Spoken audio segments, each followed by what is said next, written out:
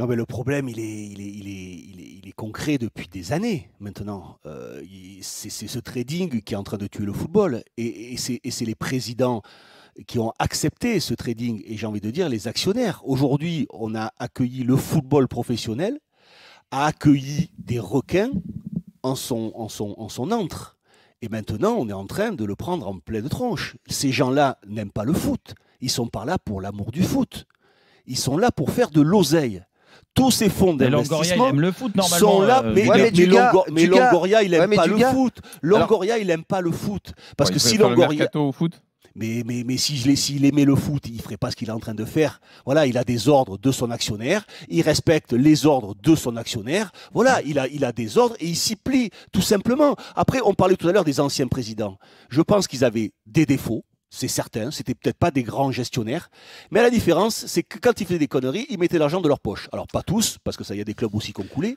Mais au moins, ils aimaient le foot. Avec leur passion débordante, avec leur envie de faire toujours mieux, de faire plaisir à leurs supporters, de se faire appeler président quand ils se trimballent dans la rue, quand ils vont humer l'odeur de la ville, d'avant-match. Là, les présidents des clubs, tu sais même pas qui c'est. Ils viennent même plus au stade. Je parle des actionnaires, moi, parce que c'est eux qui disent, c'est eux qui dictent la loi. C'est eux qui dictent la loi. Comment expliquer aujourd'hui qu'il y a de plus en plus d'argent dans le foot et qu'il y a de moins en moins de résultats? Quand tu vois qu'aujourd'hui, un club comme Brest, qui a, je crois, une quarantaine de millions de budget, qui sont troisième ou quatrième, c'est-à-dire que la logique, elle est que plus tu as de l'argent, plus tu travailles mal. Et ça, ces présidents ne l'ont toujours pas compris. Quand tu dis au mois de décembre, au début janvier, Pablo Longoria, il y aura de la stabilité enfin parce que financièrement on est à l'équilibre en fin d'année, c'est fantastique. Il y aura juste un mercato d'ajustement, mais l'équipe, elle sera. On veut qu'elle soit performante pour essayer de passer encore le cap en championnat, en Coupe de France et en Coupe d'Europe. Ça tombe bien, la Coupe d'Europe, elle arrive dans 10 jours maintenant. Et un mois après. En fait, il y a combien de changements? Tout a changé.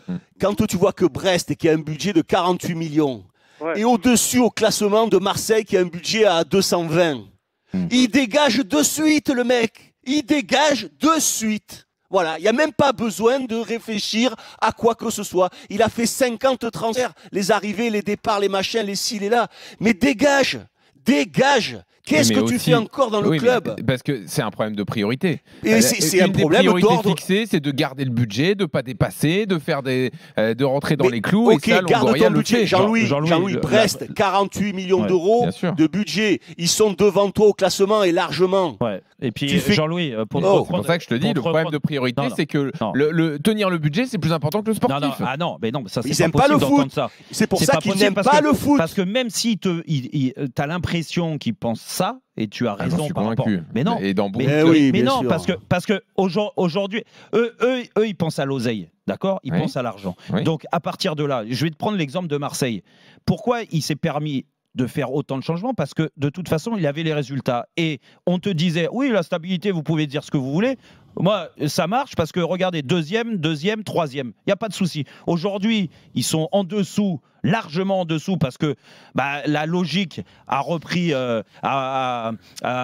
place, si tu veux. Et la logique, c'est que quand tu es instable, autant que l'Olympique de Marseille ou d'autres clubs, tu le reprends dans la tronche sportivement. Parce qu'une équipe, c'est pas en claquant des doigts un mois de préparation que ça y est, tu vas tirer le maximum de tous les joueurs et de toute l'équipe. Donc aujourd'hui, le problème, à force de changer comme ça, ils reprennent dans la tronche. Et donc, là, ils vont te parler de l'aspect financier. Ah oui, mais regardez, depuis 3 ans, on a remis à l'équilibre financièrement à Marseille. C'est ce qu'ils te disent tous. Regardez, vous critiquez Longoria, mais financièrement. Mais on s'en fout.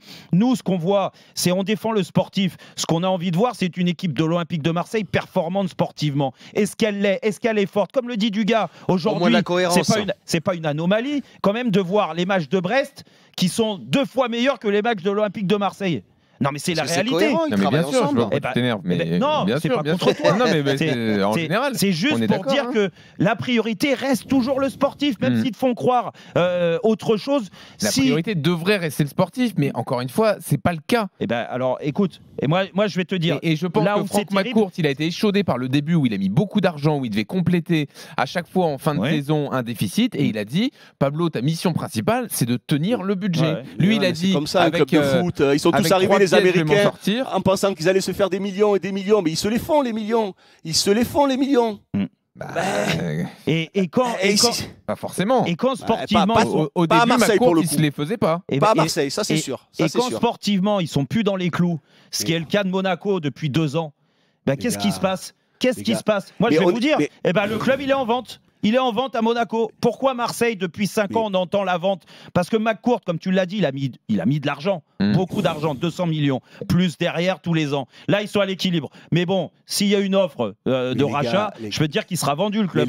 les gars, quand je vous ai dit qu'on a mis le verre dans la pomme, les multipropriétés, c'est pas un pur scandale du football qu'il y ait des actionnaires qui soient multipropriétaires de clubs. Nice, il a Manchester, il a Nice, il y en a d'autres, Strasbourg, il a Lyon, Chelsea. le Brésil, Strasbourg. Non mais c'est une honte absolue pour le football. Et à partir du moment où la FIFA et l'UEFA ont laissé faire ça, le football est mort. Est mort. Quand tu vois qu'il y a des agents qui sont actionnaires, notamment en Angleterre, je pense à Wolverhampton, c'est une honte absolue. C'est parce que derrière tout ça, tu as des agents qui sont propriétaires de clubs, et malgré tout, tu ne régules pas le marché des transferts.